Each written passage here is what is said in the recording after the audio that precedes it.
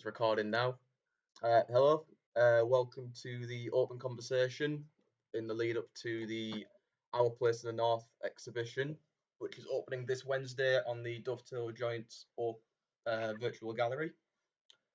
On today, we have myself, Clements. I'm director of Dovetail Joints presently.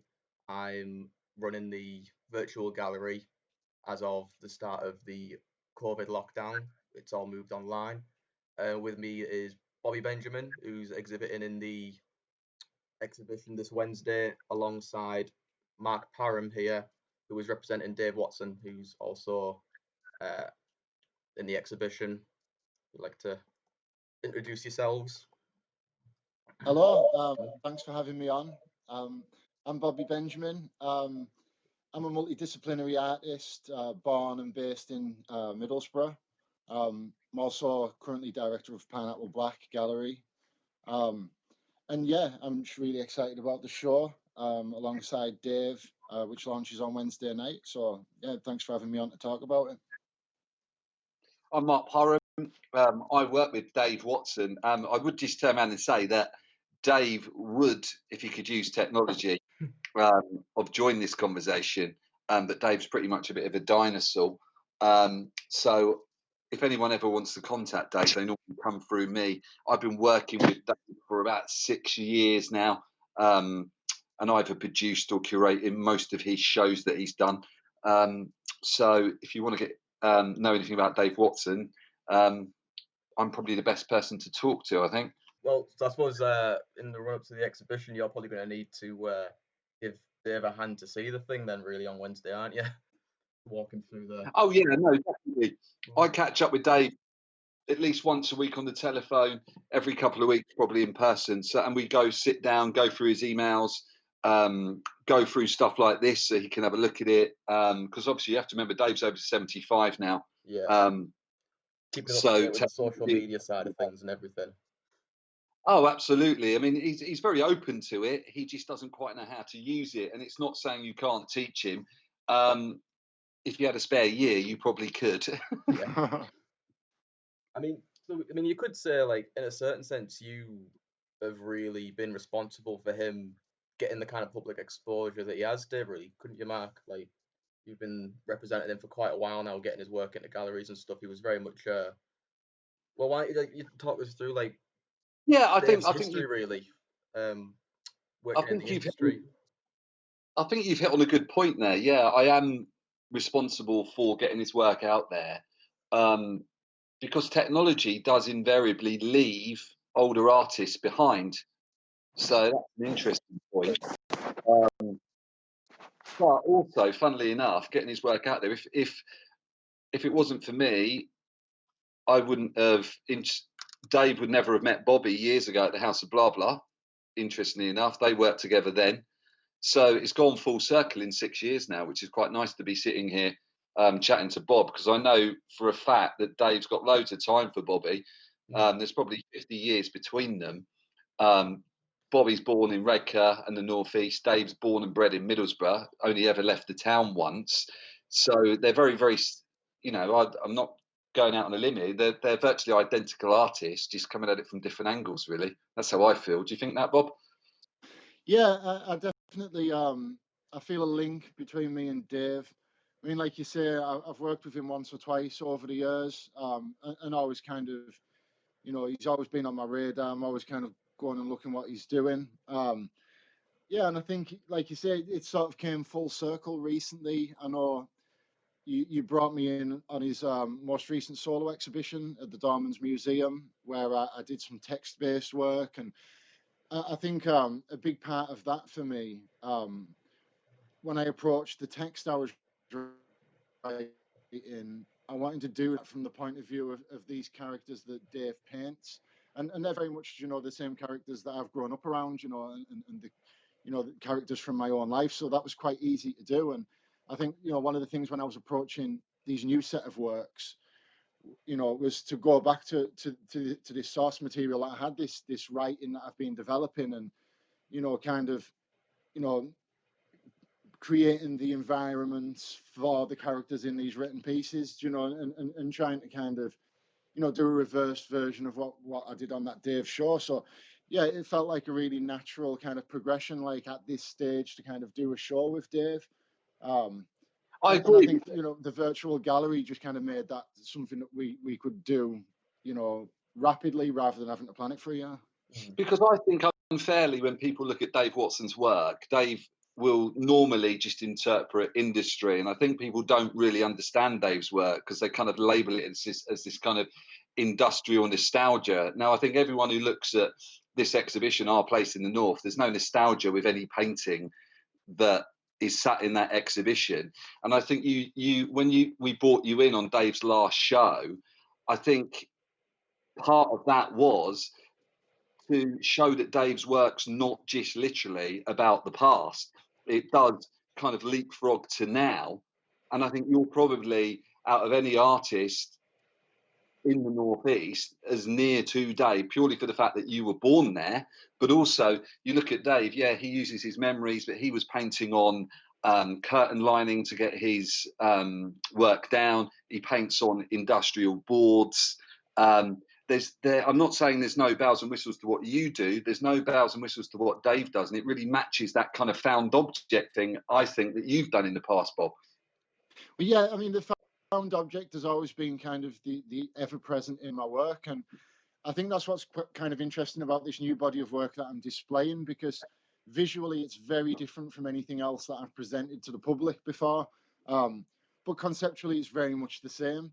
And I wanted to use the found object. How can I use the found object approach to what I'm doing outside of the fact that I'm working on a found board and painting in found paint? How can I still find an object within there? And that became my approach to the paintings. Was I would paint something and then I'd go back over it, and each one was none of them were ever just one landscape. There were several, and kind of in that mess, then I would kind of find the final landscape. I would find that form and let that kind of create itself, and that kind of then became the found object for me. So yeah, I think and like you said, there's no airs and graces, I think, to either of our work. It's very honest work. And we kind of, Dave reflects society through, through memory, through kind of the study of industry, through the study of people from working class towns. And I often kind of reflect society through a study of self, myself being that person from, a post-industrial town, a disadvantaged background. So, we could quite easily be the subject of each other's work, so it kind of made a lot of sense to kind of put these paintings together, even though they're so visually different. And I think Dave's definitely carry a deeper sense of foreboding, and where my work, this new work is, maybe it's a little bit more hopeful, a bit like, I'm looking at kind of, the search for peace within the climate that Dave's painting, and how do these things reconcile, themselves. Very much two sides of the same narrative, then, really. Yeah, I mean, we're both working with the same source material, aren't we? We're from the same area. When we look out the window, we see the same things. So we're both kind of working with the same set of tools, and I think that's interesting. How do two people kind of 40 odd years apart in time, from the same area, working with the same tools and engaging with the same source material, then how does their work then kind of work together in a room, on a wall, in juxtaposition?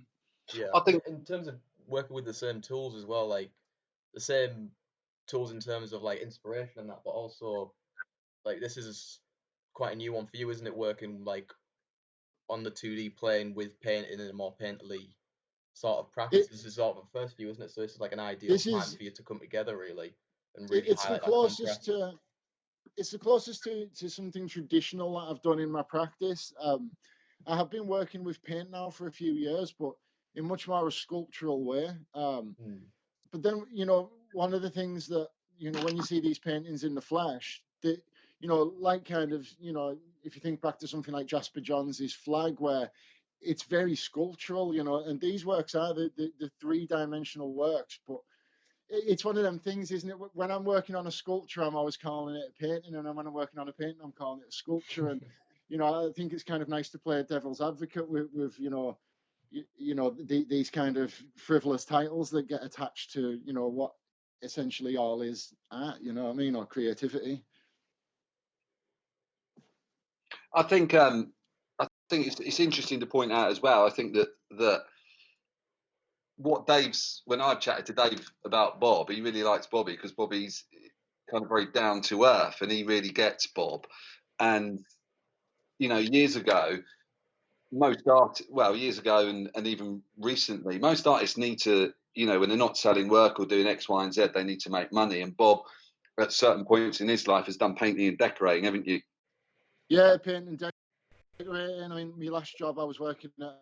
Was working for Biffa at a recycling plant, wading around in people's fucking rubbish. So, you can't, you can't knock the hustle, can you? You do what you got to do to Exactly. get the things you need to create. Exactly. And I look at Dave, and Dave was the red leather. So, it absolutely mirrors it. So that kind of understanding of paint in the sense of I've got to put paint on these walls or I've got to put paint on the side of this ship to get paid so I can put some food on the table.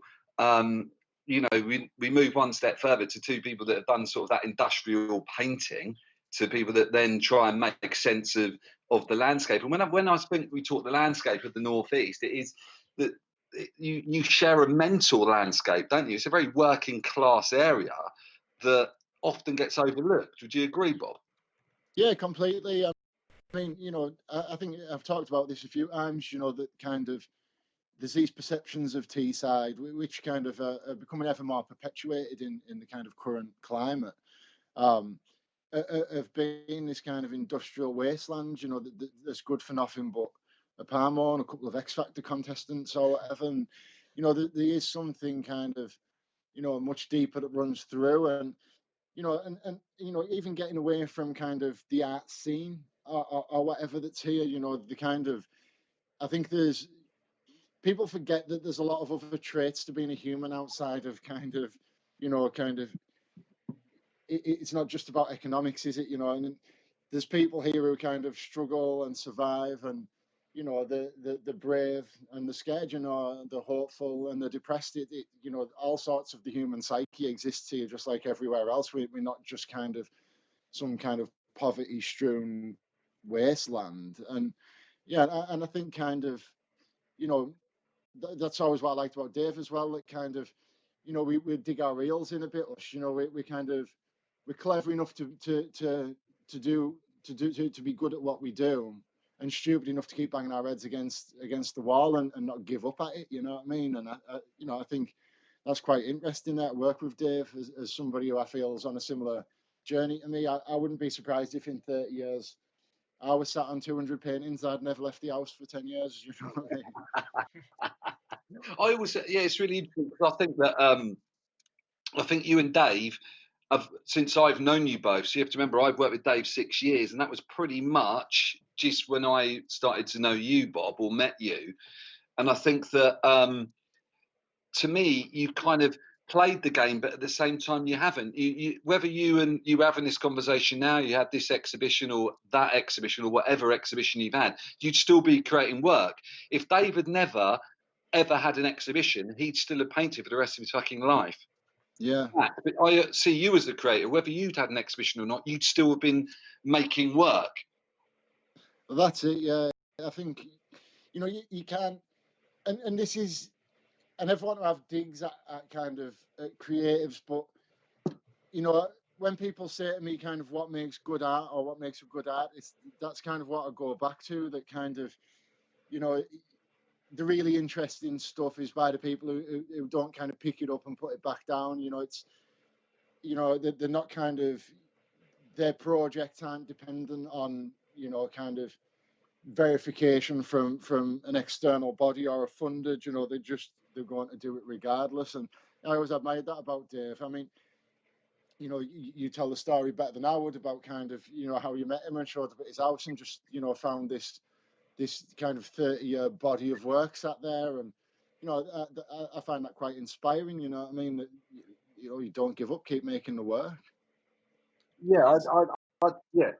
Sorry, Connor, go I for it. was just gonna say it is like insane seeing just the sheer quantity of it. Like when I've been working with you, Mark, when we were doing the restorations and stuff, and like the amount that was getting kept upstairs at blah blah stored away, and then when I'd been around his house with you a couple of times, it's just stacks and stacks and stacks of the stuff, and he's always making a new one when you go around as well. Yeah, definitely. But I think that's a misconception with Dave. People go, "Oh, it's just a kind of nostalgia look back at Teesside. It was so much more better these days than still making, or you know what I mean? Oh, that was the path. We've moved on." Yes, you have. And I think to see Dave Watson as this kind of artist that kind of just rehashes these nostalgic memories is totally wrong. And because the work you're showing within this exhibition, Yeah, there is death scenes.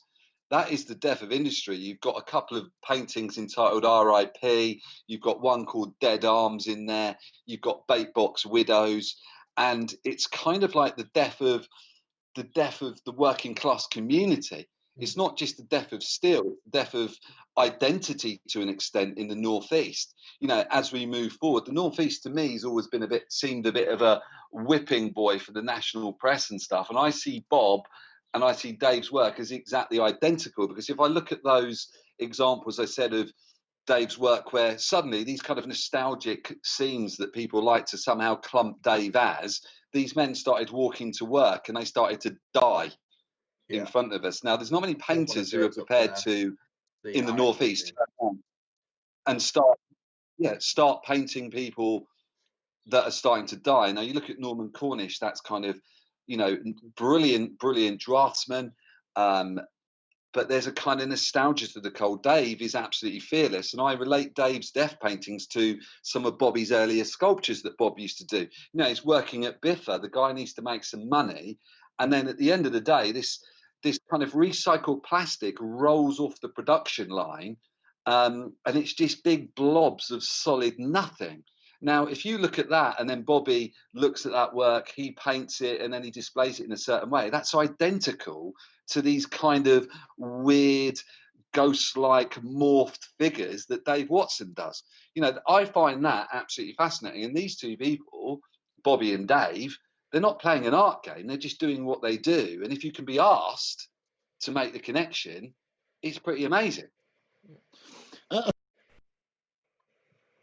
think picking up on what you said as well about kind of you know, Dave, and how people tend to term, or they like to term, anybody who kind of wants to look at, you know, industry as heritage, and you know, that's just not something I've ever bought into with Dave's work, because, you know, when does something become heritage? You know, because for me, you know, the stuff that Dave paints isn't that far away. Like my mum's first husband worked on the steelworks. He dropped dead on his way home from work from the steelworks. He's the guys out of that painting, you know, like this isn't the distant past. This is within my lifetime, you know, kind of, you know, and so when is it heritage? You know, if the things he's looking at and talking about are still affecting our lives today, then it's contemporary. The fact that he's still having this conversation and still following this investigation, you know, these could be our grandparents, and these paintings are our parents, you know, and it's important, I think, you know, we live in a town that's very nostalgic, and really loves kind of looking back at, you know, its football team and its industry and the steel and all that, you know, and I think if you go on to do that, then it needs to be kind of addressed alongside, well, what have we become, what's that led to? And I think kind of, you know, me and Dave being in a space together provokes that discussion, I think, a little bit. Do you think that Yeah, that I totally misconception? agree. Do you think that misconception of Dave's work being quite nostalgic for the steelworks and stuff mainly comes from like the fact that he was painting the steelworks as he was working there, and now that the steelworks is dying, he's painting it down. He's very much just painting what's happening at I the think, time of it being painted. But the fact that there's I such a think body of work when it was active, people are drawn to that.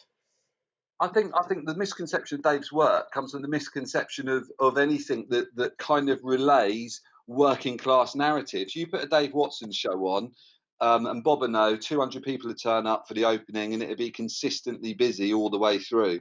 Mm. Now, people that are kind of would argue they're into the art scene, or they're kind of setters, and this is mainly big sort of modern institutions.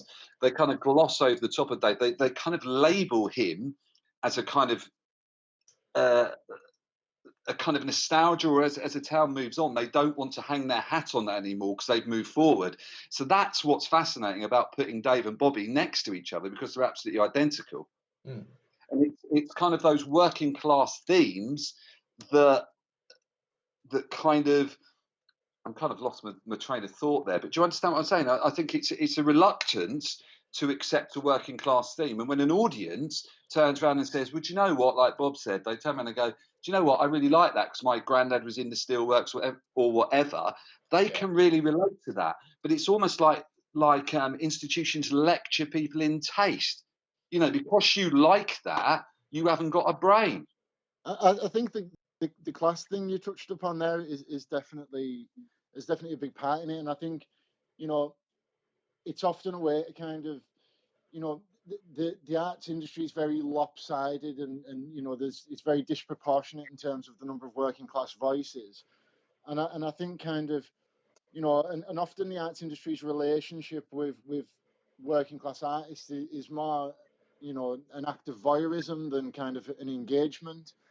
And I Absolutely. think the term heritage gets used a lot to dumb down these working class narratives, and to kind of keep them out of galleries. Because, you know, I've got to take Britain, and I can see a field of lilies, you know what I mean? And that's contemporary.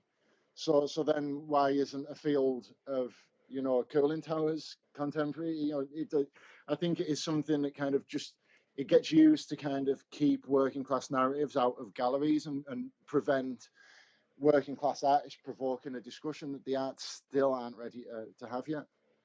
But they're also not ready to have have the discussion between artists of those generations, because already they're pushing younger artists. They will squeeze Dave out. He's too old. The art, you know, they're pretty ageist. Dave will get moved out. Whereas you'll look at, as an artist yourself, Bob, from going on from doing your BA to your MA, you look at Dave and think, you know, not everything he does. I'm not saying he's an amazing artist all the time, but there is relevance, isn't there, between the two? You don't just dismiss someone, do you? But that's it. I mean, you know, Dave's, you know, Dave's style of work, you know, I wouldn't even say it was kind of, you know, it's not particularly my favorite type of painting. You know, it's maybe it's not what I would be the thing that I would be picking up on if I was going to a gallery. But what I see beyond that, though, is the narrative that I can relate to. I can see a guy who's painting the town that I've grown up in, and I'm painting the town I grew up in now. So why not have that conversation together? Because it's the same conversation, you know. Uh, it's not always. It's not always. I mean, you know, fucking hell, more so than ever. It's not so much about what's on the canvas as what you're saying about it, isn't it? So I think sometimes you have to get away from personal preference when it comes to kind of styles that you're looking at. You know, I mean, it works for some galleries to kind of to curate to the director's preference. A gallery like Platform A, for example, which has a very kind of clear taste and a very kind of clear narrative that runs across shows, and it works for that. But I think definitely in terms of bigger institutions, when you're doing kind of 3 or 4 month shows, and you know, kind of veering off and doing different things each time, then surely, you know, you've got to leave the door open to have these discussions. You know, it's not necessarily about kind of personal preference. It's about kind of presenting an honest reflection of, you know, the times and the places that we live in. It does. It sucks you Absolutely. right And I into the think narrative, doesn't it, of living and working in that time, experiencing that industrial narrative firsthand That's it. And as it without happens. if you take out if you lose all the Dave Watsons and Dave Mulhollands and you know, of the Northeast, then who's telling that story? You know, like it gets lost. And I mean, you know, I hate to be the conspiracy theorist and stuff, but you know, people do have a habit of rewriting history, and you know, I'm not going to be written out of my town's history. Do you know what I mean? Like, this is my town, and it's Dave's town too, and you know, kind of we represent it, and you know, and in that there will always be an interesting dialogue for me.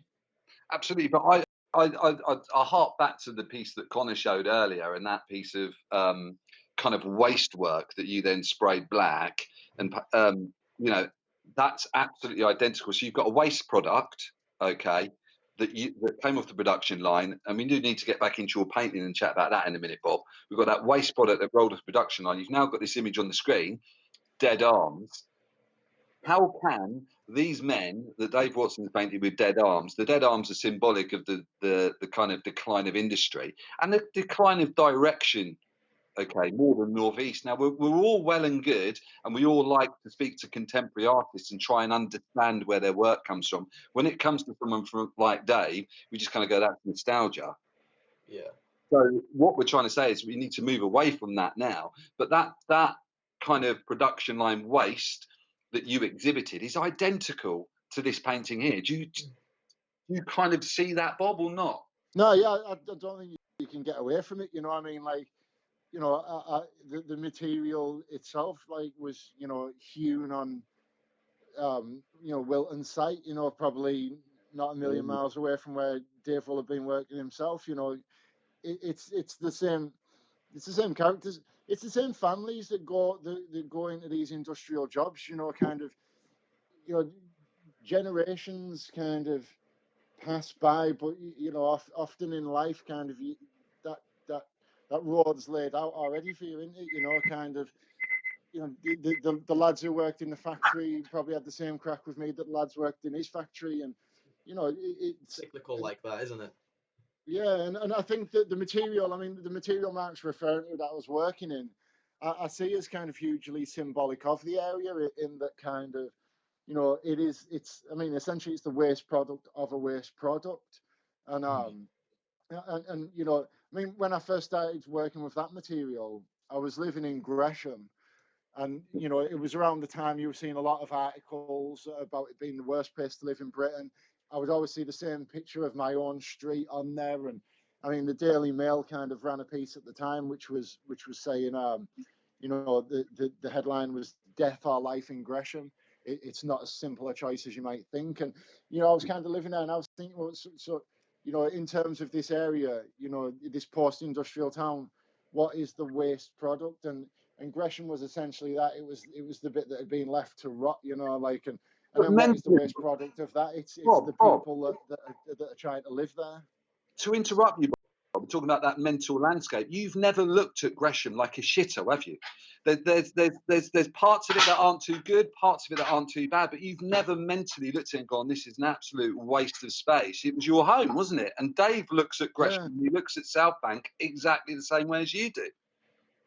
that's it. Yeah, I mean, you know, like you can see the bad in it, but it's home, you know, and it's kind of, you know, it's where it's the only place I want to be is in this town, you know, and Dave's the same. You know, we like it here. We're not trying to get to somewhere else. We're not hoping that we're going to sell that painting or, you know, get that show that's going to mean we can run off to London or anything. You know, we're based here because we want to be, and our work and the other thing as well, which kind of goes back to the relevance of it, I think.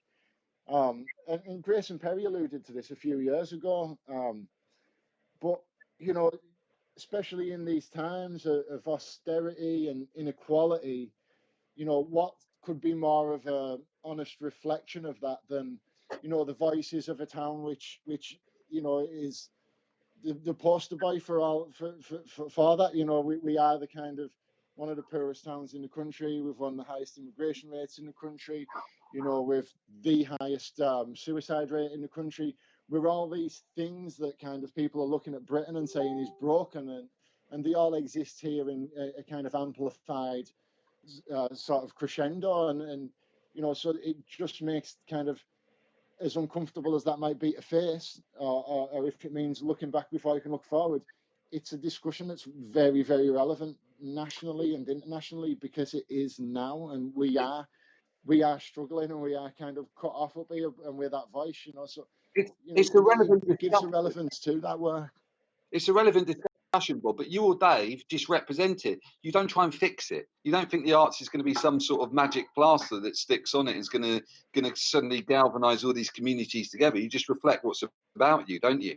That's it. You know, I mean, Cool.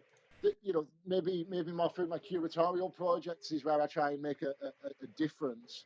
But in my own practice, yeah, you know, my work isn't overtly political. You know, I don't come, you know, trying to preach any kind of strong message. I just show these things. Like I just try and highlight my own experiences and the experiences of those people around me through, you know, materials that I find in this town. You know, like you say, I'm not trying to make a change with my own practice. I'm just, and the same as Dave, we're just trying to tell the story. So you're not, you know, I don't look at Dave Watson as an activist, but I look at his kind of dead figures walking down the road and think, God, that's amazing that some old guy's doing that. And I look at your stuff, that potentially with the waste stuff, and now your paintings, you know, you're still using waste products from the town. Yeah. You kind of, it's ingrained in the fabric of it, isn't it? Yeah. Neither of you usually go about really explaining your work. Yeah. I mean, you know, the new set of paintings, I literally, I've never, I'm always one of them people when I tell people I'm an artist and they say, oh, well, can you paint me something? I'm like, oh, I can't paint. But I've never really tried, to be honest. And, well, not in a kind of traditional kind of, you know, kind of semi two-dimensional way.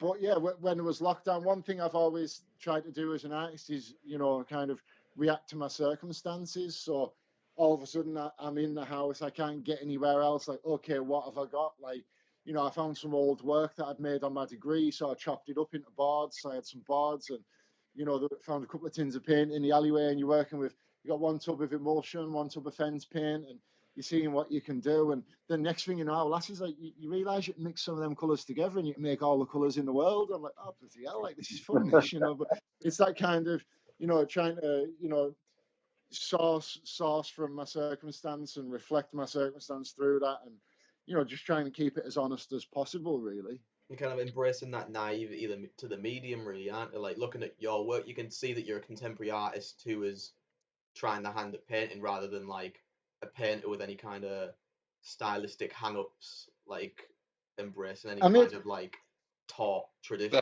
Like, I made quite a conscious decision when I started painting. Um, and you know, when I go to a gallery, my favorite thing is the paintings. That's what I'm into. You know what I mean? Like, you know, I love it all, but paintings, like I always think paintings the daddy. And you know, to a certain extent, I think everything is painting, regardless of whether you've got a brush or paint involved at all. But that's probably a different discussion.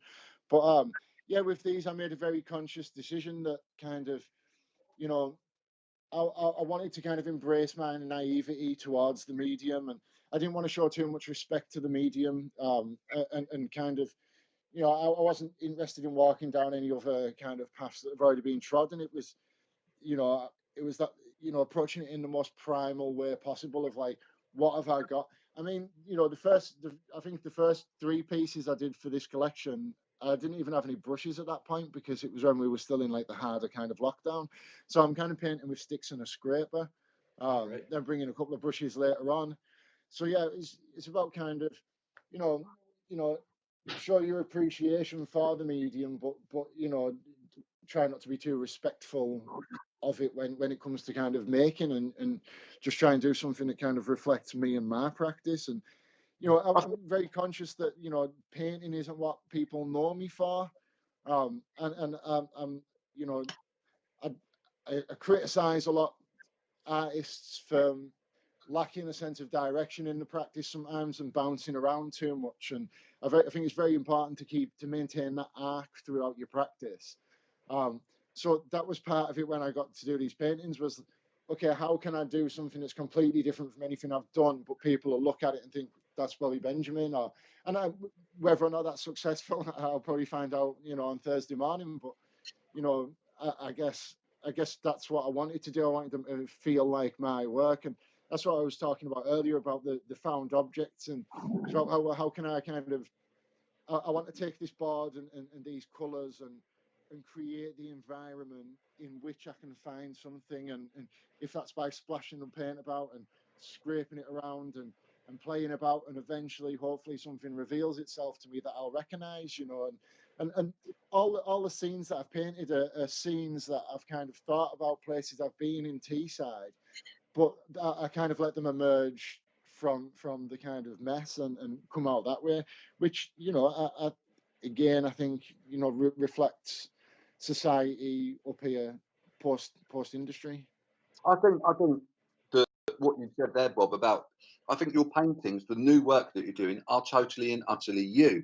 They're totally in that ET side because you're finding objects. You found paint.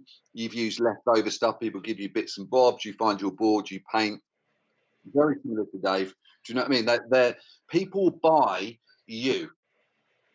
I mean, that's the biggest thing that really strikes when they go to your exhibitions. Aesthetically, your work's great, but they actually buy you. You engage more people in art because they like you, and they like the fact that you are vocalizing them in a way. Yeah, I mean, I say this. I mean, sometimes I worry about it almost as a negative because I say like, when you're having your doubts in your studio, and I'm always like, God, I hope my work isn't shit and everyone just liked me.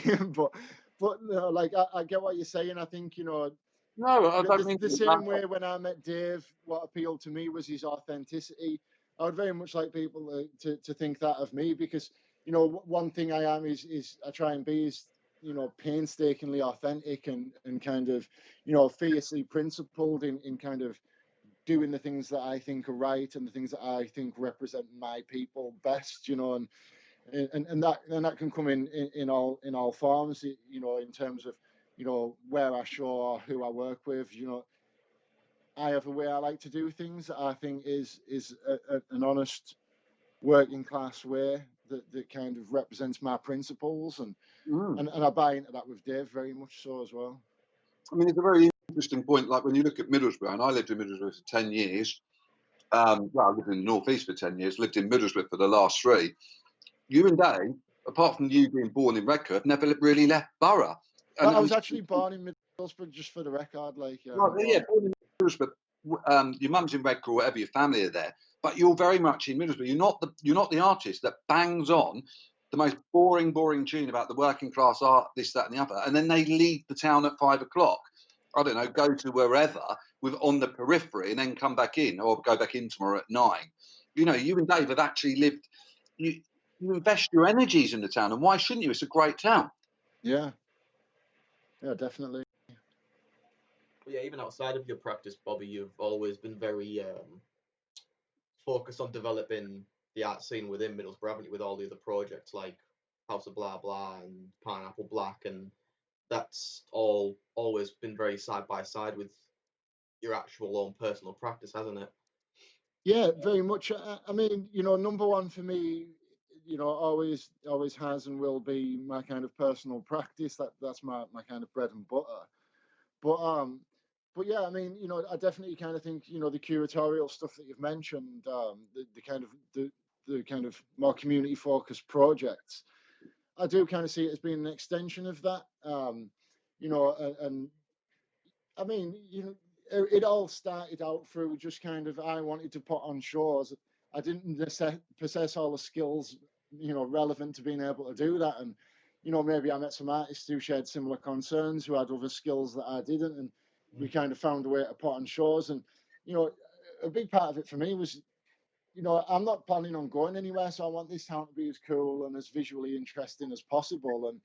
And I want kind of, I've always wanted to kind of, I mean, back before I started Blah Blah, there wasn't a big art scene really, and I think kind of Blah Blah sort of kicked that off, and I think over the last couple of years, it's been reinvigorated by kind of projects like Pineapple Black of my own, of things like Auxiliary and the Creative Factory, things like that have kind of added to that, but yeah, it's always just about kind of creating a footprint while I'm here. I don't know how long I'm going to be here, so I want to make the biggest footprint I can, and hopefully leave something behind as legacy to that. If that's kind of I helped some artists, or kind of I got some people the first show and they stuck at it, or I don't know.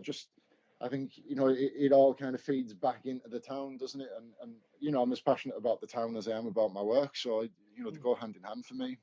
I think with those kind of projects as well, like with the more grassroots stuff, it really spreads the idea that this is so I don't want to say like it's easy to organize a show, but it's a lot more straightforward than you would think going into it after you've been to one, like a smaller scale one, and then done one for yourself. Like it wasn't until like, because I worked at Blah Blah, didn't I? And we did the dovetail thing, and then Yeah. in January that was the first one that I did solo. And when you think back to like before I'd got involved in any of that, the idea of hosting an exhibition, that's like, oh god, you need this much, you're gonna need this much funding, you're gonna need all this stuff, but you don't really, you just need someone who's willing to host you.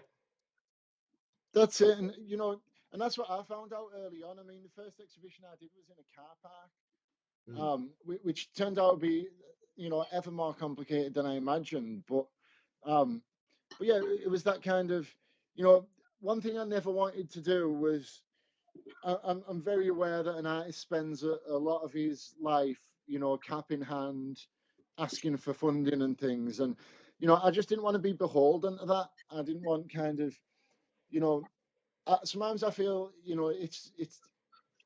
it's like looking for approval from your art, and the Arts Council will come out each year with the new directives, and you see a whole bunch of artists who'll completely renovate their entire practice to meet the new directives, and it's a bit disingenuous for me, kind of. So I didn't ever want to be beholden to kind of the stories an organization are trying to tell. I wanted to tell my own story. So where Your don't get me story wrong, belongs it to the helps town, when you Bobby. can get some funding, but I wanted to set myself up in a way that whether you back me or not, I'm going to go and keep doing this now, You which want is that the position I'm in now. self-sufficiency. Sorry. You want to be self-sufficient with it, don't you? Well, that's it. I mean, I'm in a position now where we've been cut off by the Arts Council completely. So Pineapple Black has no funding, and this kind of at a time when you know a lot of a lot of people got funding, and I think some of the wrong people got cut off from funding, the likes of Pineapple Black and Creative Factory, who've had Mm. their kind of supply cut off. And I think there's an element of the fact that I could have said before they announced who got it, who would get it and who wouldn't, and it's the ones who tore the line do, and the ones who dance to their own beat don't. And I think there was an element of that with us. I think kind of we haven't always played the game, and probably left us a bit more towards the back of the queue. Like, I'll take that on the chin. That's fine. Like, that's the way I run things. It's the way I do things. If I have to burn some bridges along the way, like, it doesn't bother me, because I know what I'm trying to do and the story I'm trying to tell, and that I'm helping people as I go. So Yeah. I keep at that. It's not as See, if like Bobby's not got getting that funding is going to stop you from doing anything. Like you're still gonna keep creating, keep putting stuff on, even if it's on like a zero budget. Like, Well, that's it. I mean, I don't know. I don't know kind of long term what effect that's going to have on Pineapple Black, because, there's only at the moment we'll be running that gallery at our own expense and with no budget for shows. So, we'll keep that up until maybe they decide that we can apply again, and then we might apply again. But at the same time, if it's not Pineapple Black, it'll just be something else for me. I'm not going anywhere. This is all I want to do. So, if Pineapple Black closed tomorrow, I'll be banging on your door, like, let me back in that virtual gallery, or I'll be back in the car park again doing another show down there. I don't care. I just want to show my art. Where I'm bothered where I put it. I mean, that level of authenticity that Bob does. He showed in the car park. Bob used to show at the Bongo Club Bongo International, just over the border in Borough. People understand Bob, because venues like that become kind of like a bit of a laughing joke. But that's the most authentic, one of the most authentic venues in the town, and that authenticity leaks over to the audience. So instead of laughing at a venue like that, people pile in because Bob's doing stuff there and they like the venue. So it doesn't ever matter about funding for you. People would try and bottle what Bobby will get what you're trying to do. And that's why it will always exist outside of funding. And that's why Dave Watson will always exist out of funding, because they literally exist outside of those normal sort of all the new prescribed ways artists should work. It's a bit punk rock, really. I mean, Dave, essentially, well, before you met him, he would be what you would term, an outsider artist, wouldn't he? And Yeah. I never refer to myself as an outsider artist, because I'm not. I'm educated to a master's in fine art, so I'm certainly not an outsider artist, but I definitely I think I exist outside of art world. I don't like art world. You know, I think art world is bullshit. I think it's elitist. I don't like it. I don't play that game. I do my own thing. You know, I engage with the art world and it engages with me from time to time. But You actually I engage with see your what you're audience doing. as well, Bobby. You You actually what? engage with your audience. You don't just engage with the art world. You engage with your audience. Well, You know, that's it. I mean, you're they're not the people I arguing see. You down know, Cut off a bit there. there's outside. nobody from any institutions there, so it don't really matter to me what what they think on that. You know, I'm a lot more interested in kind of what the 150 people who've turned out from Middlesbrough and its surrounding towns think, because they're the people. They're the people. They're the people from the same backgrounds I'm from. They're my people. They're the people who've supported me. I mean, I was thinking about this earlier. You kind of you go along on your journey, don't you? And you collect these people along the way who just kind of you know, will go to any length to support you and create opportunities for you and open doors for you, and for no other reason than to just kind of get what you're trying to do. And I'm always like eternally grateful for them people. You being one of them, Mark. Who's put a lot of opportunities my way. People like Martina Mullaney, Deb Cavell, Gordon Dalton, Tony Charles, who've always tried to kind of give me opportunities or lend me their expertise. And I think that's kind of that's the good side of Middlesbrough art, that there is that. And you know I think we criticize institutions, and rightly so, because everyone should be held to account and no one should be immune. But there is still that thing here where I think when people realize that you're serious, and that you're not going away, then they want to get behind it a little bit. I think that's very true as well. But I think that people, you know, audiences, you're a gateway. I see you as a gateway, Bob. I see you as a gateway, Bobby, to audiences, and you bring them in, and they trust you to look at stuff. It's the same with Dave Watson. People go, "Oh, I understand Dave. He's one of us. He's someone I can get behind." And I'm saying one of us as a Southerner, who's just been kind of adopted by the North. But I kind of think you do exactly the same as Dave. You kind of encourage people in. You're not doing it. If the funding comes, and it's you create this weird aura of trust around the pair of you. I mean, I always kind of that's one thing I always hope, and not every show I've done over the years has been great. I've it's been a learning curve. And I never intended to kind of get into the curatorial side of things so much. But one thing that I always hope, and there's that Patti Smith quote, isn't there, about kind of, your name's all you've got. Your name's the thing that you're going to die with. So look after your name and be careful. Who you work with. Right, so yeah, looking back, this exhibition is almost like a bit of a reunion of sorts, isn't it? 'Cause we've all got quite a long working relationship together over these past few years on, well, one project or another. Um, all well mainly started back when you were at Blah Blah, wasn't it, Bobby? When you were running the house Blah Blah, like you met Mark Yeah. before things opened up there. Well, I met Mark back when I was still trying to get Blah Blah off the ground, and I met him at an exhibition at Platform A, and we'd gone out for a beer, and I blagged his head with all these things I was going to do, and I think he was one of the first people I met who actually believed that I was going to do it. And he said at the time, like, if you get the place set up, I'll get some storage space off you, which is what he went on to do. And that storage space was to look after Dave's work, which is kind of how that relationship began. And Yeah. then me and yourself, I do believe the first time I met you was I was giving a talk at Mima. Yeah. You came along. You were probably one of the few people who didn't fall asleep. and then you came in and asked for a placement, didn't you? And you ended up working with us at Blah Blah. Yeah, I just started volunteering really. Yeah, you Before used that, to I'd come in never when. really engaged with like the fine arts or like I was doing graphic design at A level, but it just in hindsight, I don't know what it was. It must just been the way you sold the place in the talk. But I, No, I, I remember. it's what I said earlier. Connor, you're a classic example of someone who buys into Bobby. He Yeah, engages with the absolutely. audience. Without that unique, utterly unique skill, you wouldn't have gone on to take over Dovetail Joints.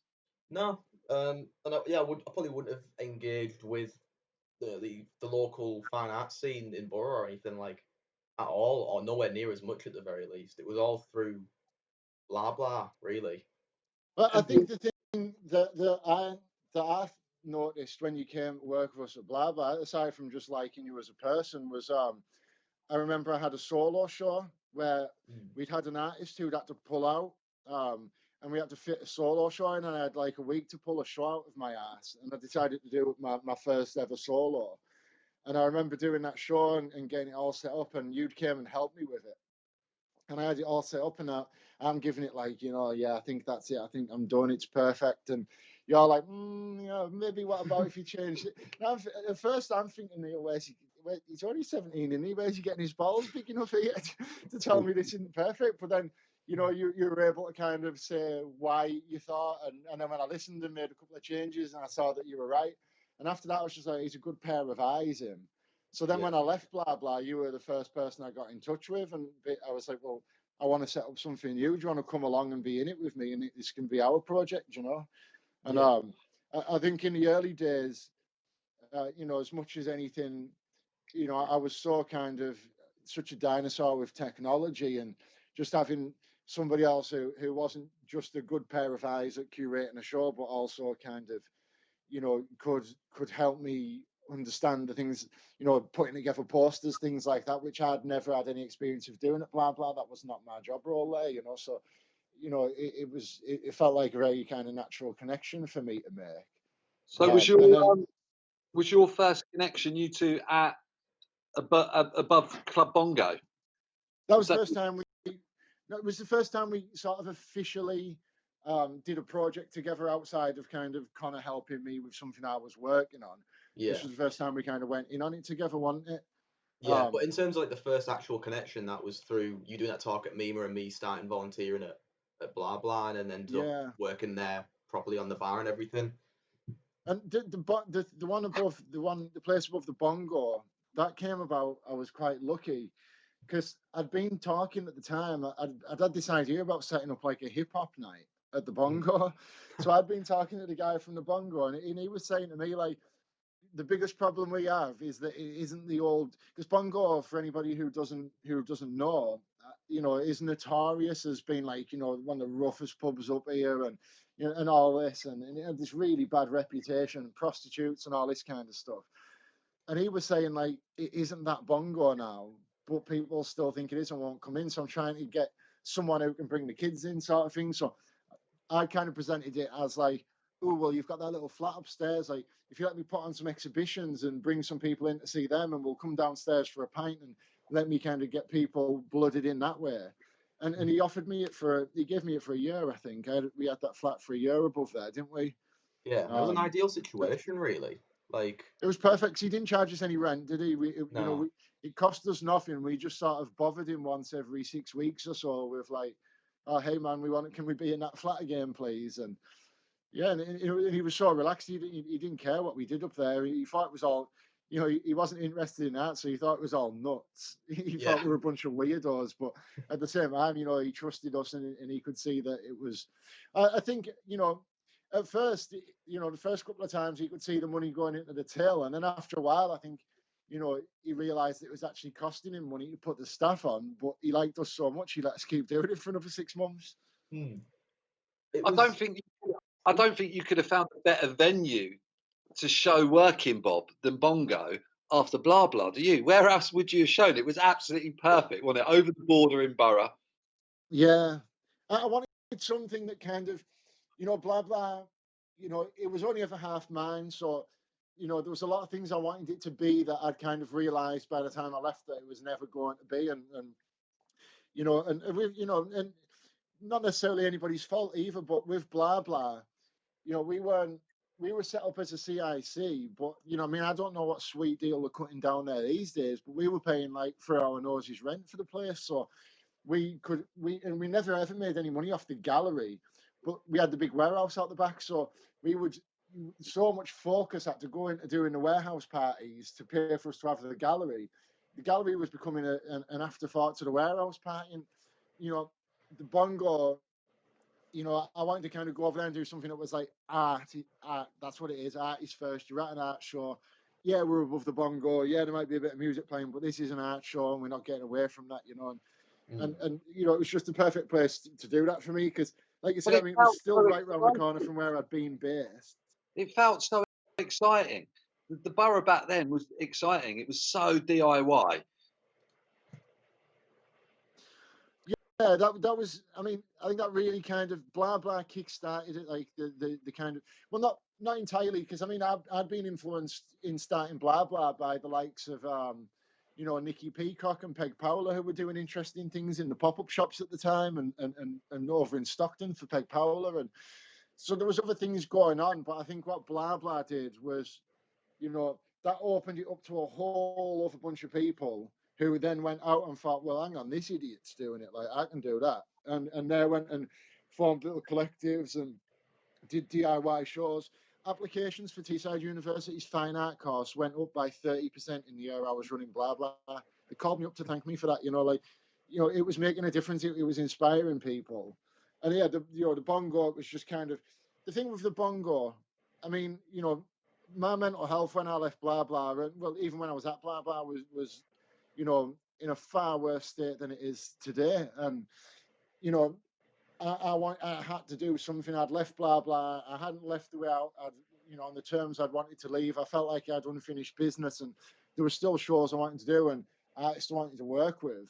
And all of a sudden, like you know, I'd stumbled across this place, and you know, I had to weigh it up. And I think I said to you, Connor, at one point, like about 6 months in, doing a show, and I was saying like, finally, this is a show that I can enjoy, because I hadn't been able to enjoy anything I'd done there to that point, but I knew I needed to keep doing it. It was like, I can't stop putting on these shows. I've got to do it. I have to keep working with these artists and pushing on through it.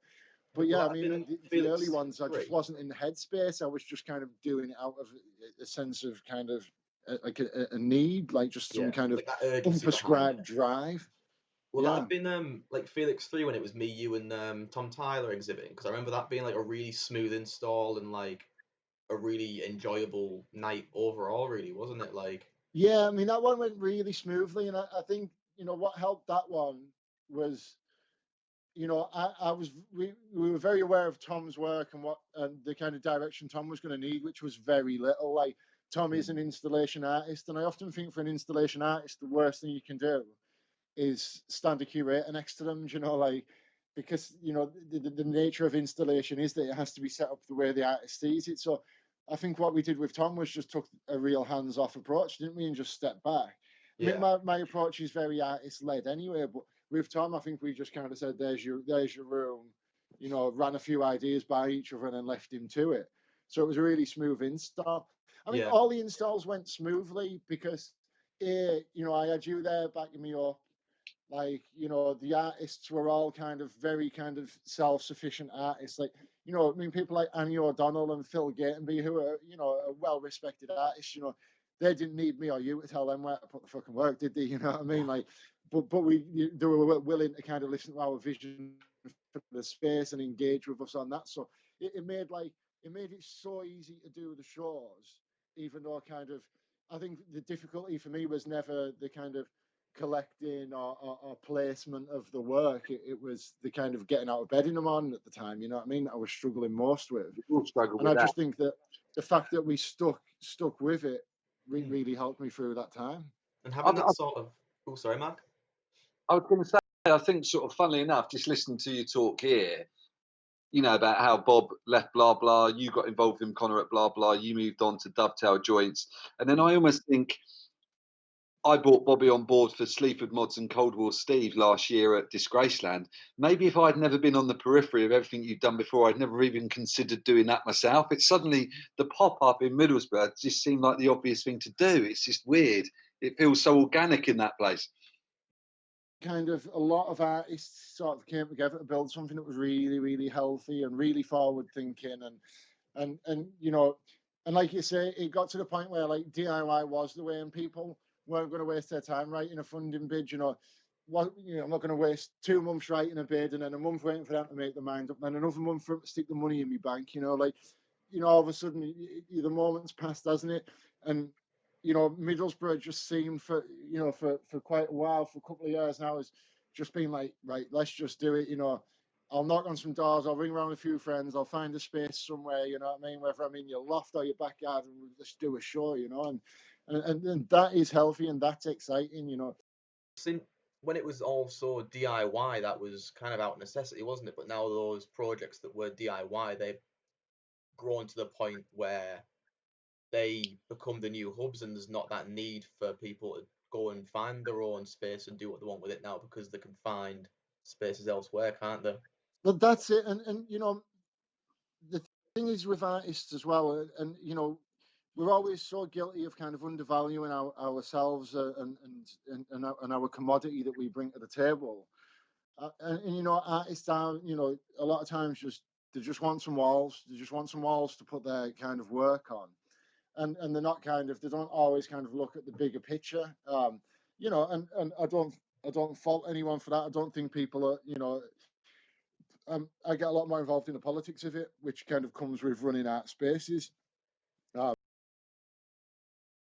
I always look at the town as, I always think it's like the band Middlesbrough itself as a town. It's like that band that's been after that elusive first album for years, and then they deliver the first album, and the first album's absolutely amazing.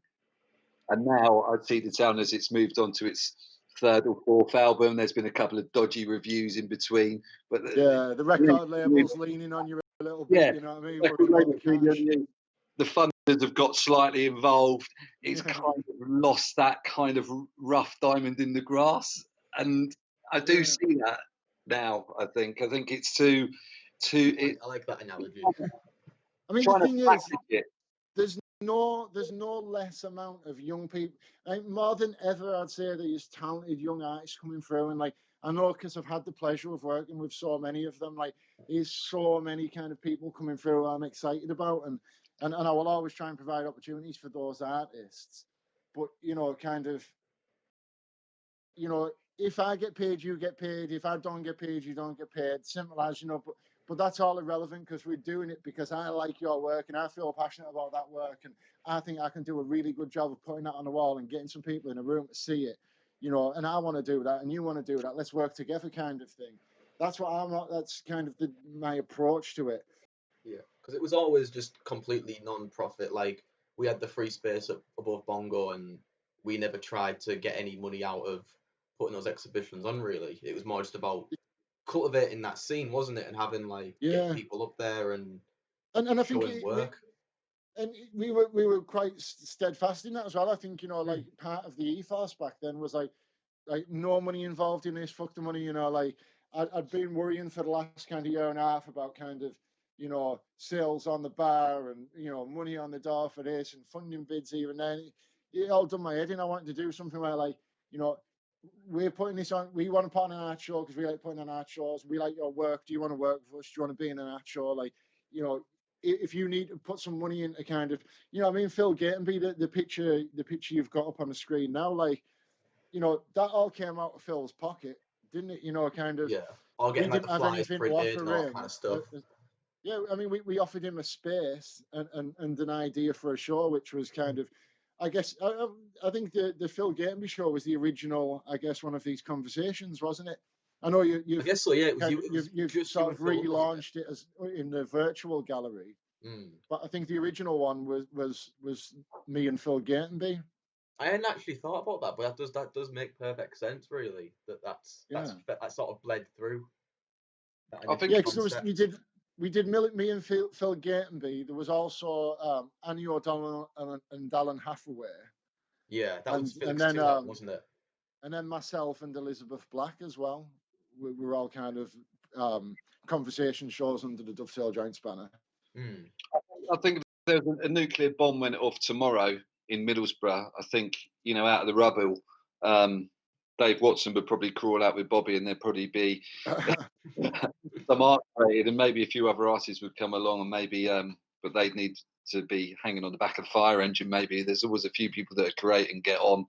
And Well, I was worrying about Dave Watson during coronavirus, and then I see him in the Gazette in Primark on the day of the lockdown, gets in his Air Max and beige suit, looking like some out of bloody a Michael Mann movie or something like that. It was a great photo of that. So Connor, just to throw a question your way then. So at the stage you're at with Dovetail Joints now, obviously, as of last year, I stepped down as a director. You kind of run this as a solo project now. Yeah, like November time, wasn't it? You stepped down Yeah. to focus on Pineapple. So, and I know you've I know you've kind of you managed to get a bit of support, I think, through was it through the thing you entered through the auxiliary? You got some support with the digital side of things. So what do you see being kind of, how are you going to step that on it? Do you see yourself sitting down and writing an Arts Council bid, or do you see it as being something you're going to keep, or just put on shows out your own pocket, or what? How do you see that developing for you? I have been thinking like it's probably going to come to where I'm going to be writing Arts Council bids. Because I've had auxiliary did that aboard work artist in own residence thing where it was like you will learn a piece of open source software and they give you 200 quid to do it. But it's open source software, so the software itself's free. So while I was learning Blender to like do some 3D animations and stuff, all that 200 quid just got funneled straight into setting the website up for a year, getting a domain and cloud rendering. But yeah, recently since they've got their, because they went for the emergency fund and they actually got some money through. So I've had another 200 quid off them, which is just in time because I've spent all that, the previous 200 quid on their rendering costs. Like the program that I use, if I was to do those like 360 renders, if I was to do that just on my laptop without uploading it to this website, it would take a good 8 hours to get one image. What are the running costs of this business, Connor? I know you'll edit all this out later. What are your physical running costs of this?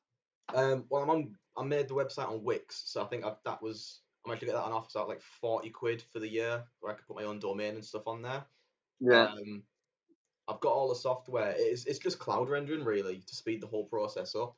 How much does that cost? So far, I'd say I've probably spent a total of around 200 or so pounds on cloud rendering credits, which is like to upload this file to a website to get this 360-degree all rendered that you can look around, which creates that like that VR effect on the website. Right, and how long? And so, what is it? Would it cost about £1,000 a year to run this virtually?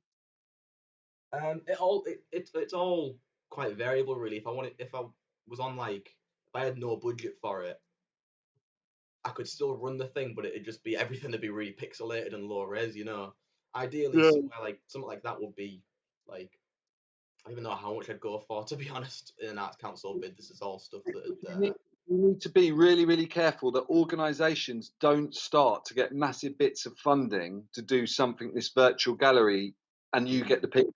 Because what I know, I just know what will happen. Because I know what I'd want to do in that situation. Yeah. They get paid X amount of money, and then they want to give you zero. They go, "Oh, well, the Connor would do that," but they've taken £5,000, and you get a 500 quid. This is something you need to be able to offer to our organisations and keep it yourself. Yeah, well, I've floated the idea of doing like approaching other arts organisations. Well, like we were considering something, weren't we, Bobby, with Pineapple Black, where like you'd pay me to create like a virtual exhibition on behalf of that gallery, and they would submit the work and everything. Well, that was something we had structured into our funding bid. Was that we would have carried on with our schedule like during lockdown, but just moved all the galleries into all our exhibitions into our gallery. Yeah, and we were going to kind of sort of pay you as almost a higher cost for those rooms, weren't we? I mean, it's amazing model. I just think they couldn't have understood what you were doing. Because the irony is, they give someone like the auxiliary money to dish out when you're doing a better job than they were doing anyway. I'm like, what? Well, truth be told, I didn't actually go for that emergency arts council funding because I mean, from what I'd heard, it was almost like people who'd already gone for arts council funding would go for that again if they're like a already established thing that's gone through the arts council before. Like we with Dove's Tail Joints, Bobby, we never went through any arts council stuff, did we? So it'd be a completely new Yeah. entity to them. Well, I think that's where Pineapple Blacks came unstuck as well, because from what I can gather and what it seems is, I think that people who'd have backed before and gave large sums of money before or regular sums of money to, they've Yeah. continued, they've made sure they've got looked after. Whereas they've probably looked at us and thought, well, we've given money one time. None of us has ever actually visited the gallery. You know what I mean? Like, they don't actually, I mean, they won't know what Pineapple Black is. They won't realise the scale of what we're doing there. I mean, when we were looking for letters of testimony, we put out a thing on the Sunday night on Facebook saying, "Oh, would anybody mind emailing over a letter of testimony?" I think by the Monday morning we'd had over 100 letters, and I'm talking, going from artists, established, emerging, we had, old dears. There was even like a young girl, a kid has written one in saying like, "Oh, my mum brings me here on Saturday. Like, she always takes me to galleries, and I hate it, but I love this one." You know what I mean? And stuff like that. And you're like, well, they kind of, they spout this line about kind of people with a proven track record in public engagement. Like, in terms of visit numbers, Matt, I think we do the best visit numbers out of anyone in this town, like, because of where we are. The gallery's full all the time, like every single day. Like, there's people in there and working on things. We have the public areas, we get them involved, but they don't know this because they don't go and have a look. You know what I mean? They don't know what's there. They've never been and had a look. You know what I mean? They've funded us before, but as far as I'm aware, they never followed up on that. Yeah, I think that's the good thing with the virtual model going forward. That's going to be good for arts council stuff because the main location of the gallery, it's just a click away, in it. They can just go and visit it for themselves. Yeah. And I I think like to think that it's pretty user friendly. Have you two found that it's pretty user friendly? Like going into it, you can just figure out how you're meant to like move around the space and view I the mean, work in with, detail and stuff like that. I my did. level of technical incompetency, the fact that I could even move around the space was a novelty for me. So yeah, I was quite surprised at the kind of the ease of accessibility. That's I good was then. 'Cause I thinking. mean, building the thing, I probably take for granted how well I know the ins and outs of it now. You should go on to look at Art of Ayrsham Park, shouldn't he? That Art of Ayrsham exhibition, because they could have probably benefited from using what you do. You need What's to that? look at I'll make a there was note. a project called the Art of Ayrsham. Go onto Dave's website, Dave's Facebook page, and there's a link to it. But Oh yeah, it's got the painting of the football stadium on the thumbnail, hasn't it? yeah, you need to navigate through that because I thought that could have been a lot more exciting than it actually was. So really, they should have come to you and hosted that exhibition. I mean, I've seen you've kind of you're already kind of nurturing links with a few kind of educational institutions. I won't say anything out loud because I don't know what's public knowledge yet, but I know you're working with some institutions, aren't you, on helping them deliver some of their kind of end of year projects via the Brilliant. Yeah, well, virtual I gallery. did Is that that right? thing with a group of students from Middlesex Uni. That's already out, and Yeah, I'm in talks with Teesside Uni at the moment, but it's neither here nor there about how like closely linked with the uni it's going to be, or if it's going to be a similar thing at the Middlesex Uni thing, where it was like sort of a group of students are going to just formulate a show independently of the university. But I yeah. think if it was something with the university, that'd be a good way to like a good precedent to set to approach other universities. Like if you It'd could be give really me a bit of good funding, as I long as you can got paid, man. It'd build be this for really you. good. Yeah. I mean, what impressed me about it was about the virtual gallery in kind of because just for anybody who has listened this far in, you know, when we spoke to Connor about this show, and Mark is normally kind of, you know, Dave's sort of lead curator, along with Michaela Wetherill from Thought Foundation and Platform A. But Mark, right from the get-go, said to me, like, I want to be hands-off, I'll help you pick the paintings, but I want to kind of, this is you guys' show. And then I sort of said the same thing onto you, like, it's your room, you're the curator, I don't have too much input. Yeah. So you've kind of gone away and done it's got this kind of, the first exhibition I ever did was in Loftus Town Hall, and it reminds me of Loftus Town Hall. Okay.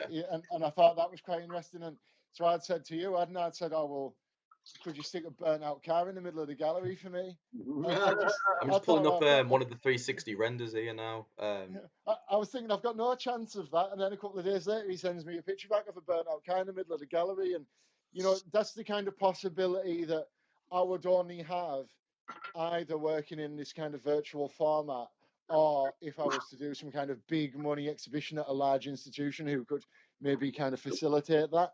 So it does open, and I mean, for me, this is a way I've never been able to view my work before.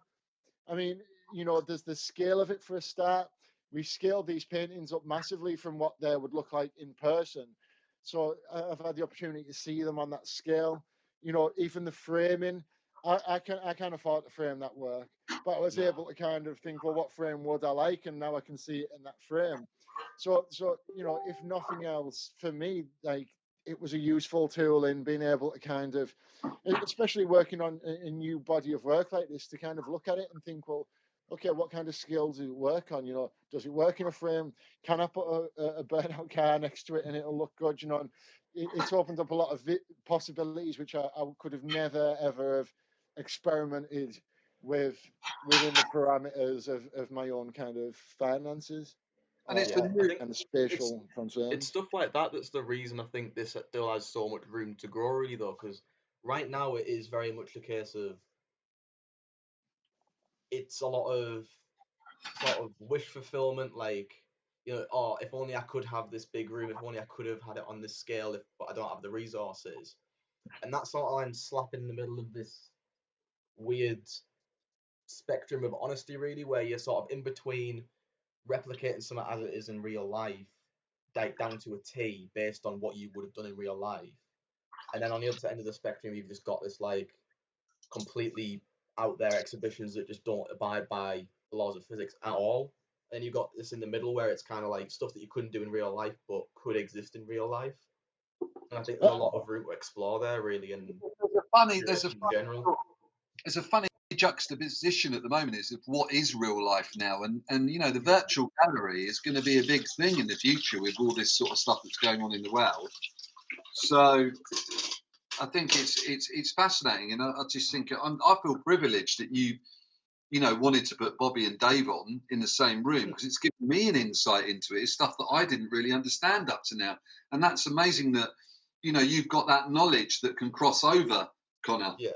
I think that all comes just from I've never really studied fine art.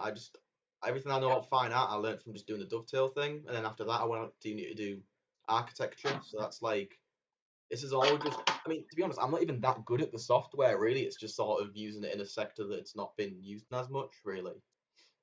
Wow, amazing! I think it's fascinating. I think it was such a timely thing, like for you to kind of have developed these skills and rounded them to the point that you were ready, when lockdown was called out of the blue, to be able to jump straight in and do what kind of a lot of people are probably still kind of experimenting with or trying to get up and running. And Yeah. it is one of them things, you're going to see it more and more in the future, these virtual galleries. I mean, I know, you've got galleries like Aleph Contemporary, which is like exclusively an online gallery, Okay. and showing very much established artists.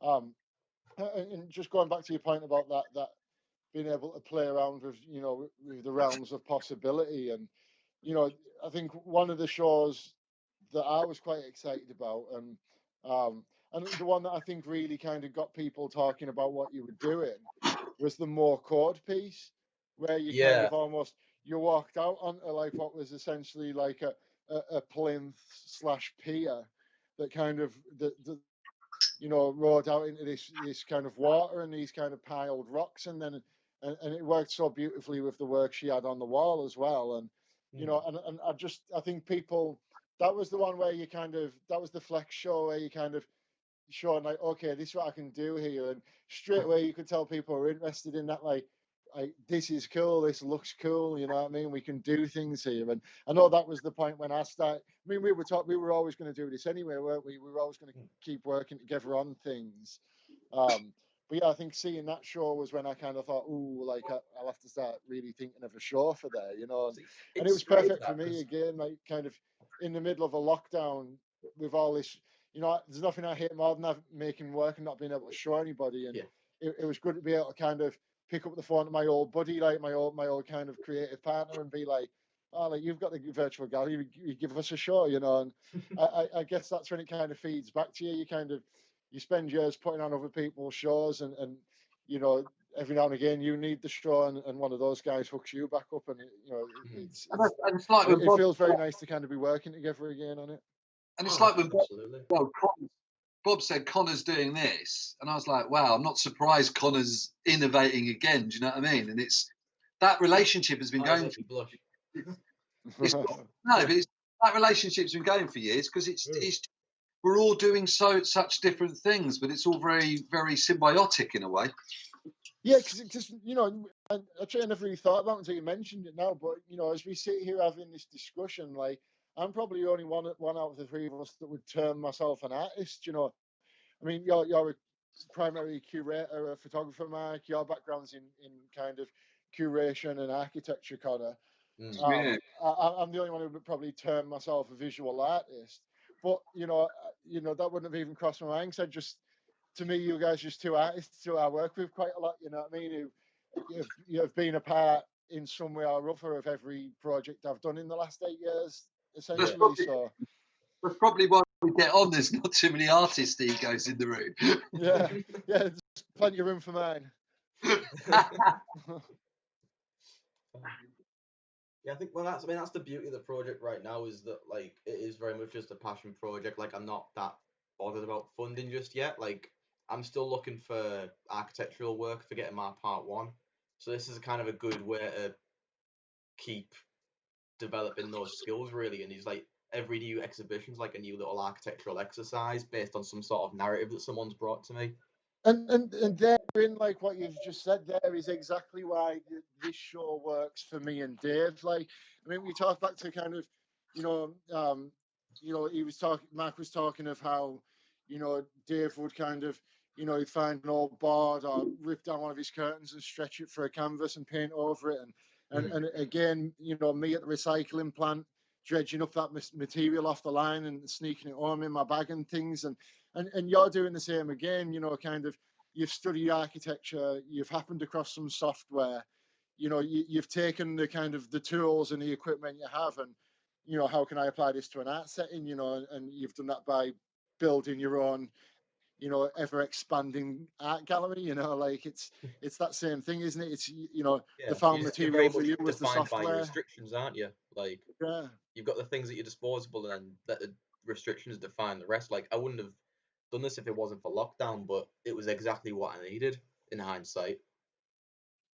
Yeah, and it really gives you, really, like you say, it gives you that kind of that independence to have the kind of future you want outside of funding. Like, you know, if you can get funding, great. Like, you know, that would be the ideal, and I hope you do at some point. But what you've done is the same way that I have in the past as well. Is you've created an environment that is your own, and you know, you're not beholden to anybody with that. You can do this without, you know, we can take some funding and we can go wild and do something crazy big, or don't give me the funding, we'll keep on going on this track and we'll keep working. You know, you've created Yeah, something to be yours regardless, haven't you? you don't have to like I don't see myself having to compromise to get funding in the future because if the funding doesn't suit the project, then it just won't come through. It won't have the impact.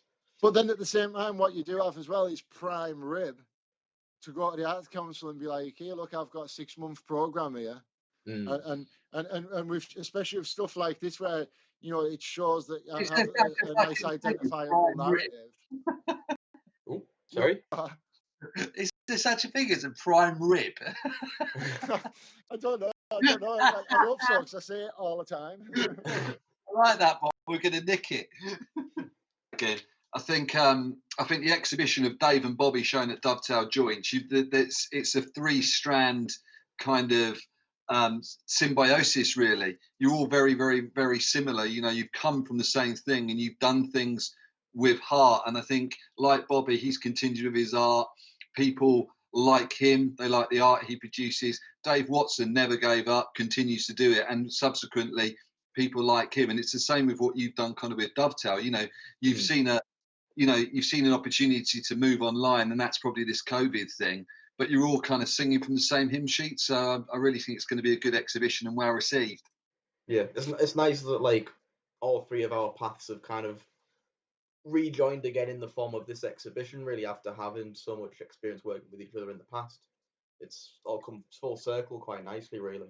It does. It feels very natural. Like it's kind of got that feeling of kind of, you know, a bunch of kind of, you know, old friends reuniting for a show, but in a good way, not in the kind of like Ocean's 11 way, you know, kind of where it's just loads of people making money and not giving a shit. Like, but you know, we kind of, you know, we're kind of coming together, and yeah, and like Mark says, you know, it's Eston, Normanby, and Middlesbrough in it. You know, we've kind of, you know, we're from the same background, and we're linking up now on this show, all at 3 different points in our careers, and probably all about to you know, veer off into different angles again for the next 5 years. And you know, I think it's really exciting to kind of have a look at this now while this kind of topic is relevant and this discussion, you know, is prevalent. And you know, what better time to do that than now? And I'm just really grateful that you've invited me and Dave to come and do this show and created this bespoke environment for us to do it in. No, I'm really excited to get the thing up. Yeah, like thanks for submitting both of your work. 'Cause I mean, we've had a lot of work in there so far, but this, like, looking at it now, this feels really like, oh yeah, I could see that going on in like Tate or something. You know, like that's proper like. I think it's the painterly qualities of both of them. It's very like different to what we've had before. Very different.